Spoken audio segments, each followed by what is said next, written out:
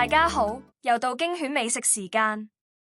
今日同大家推薦一間屋村嘅食肆，佢位於屯門嘅健身村。唔好以為屋村淨係會食茶餐廳、快餐店，呢間係食 all day breakfast 同埋意粉嘅咖啡店。我哋分開咗2日食，因為啲食物太出色，我哋食過翻尋味。首先我哋介紹個大早餐，睇過賣相就知道夠晒份量。佢有大啡菇、黑松露炒蛋、煙肉、煙三文魚、絲華力腸、番茄、窩夫。驚犬最欣賞佢好多蔬菜，佢落咗少少汁，有味道之餘有保持健康。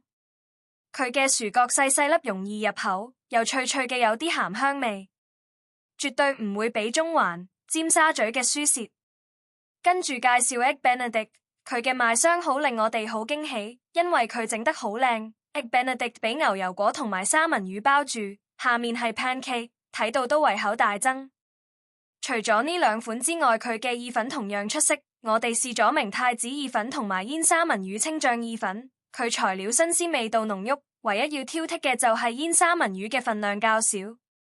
飲品方面，驚犬叫咗桂花蜜糖鮮奶咖啡，咖啡上面落咗桂花，睇到都心花怒放，而且佢落咗蜜糖好滋潤，最啱秋天飲。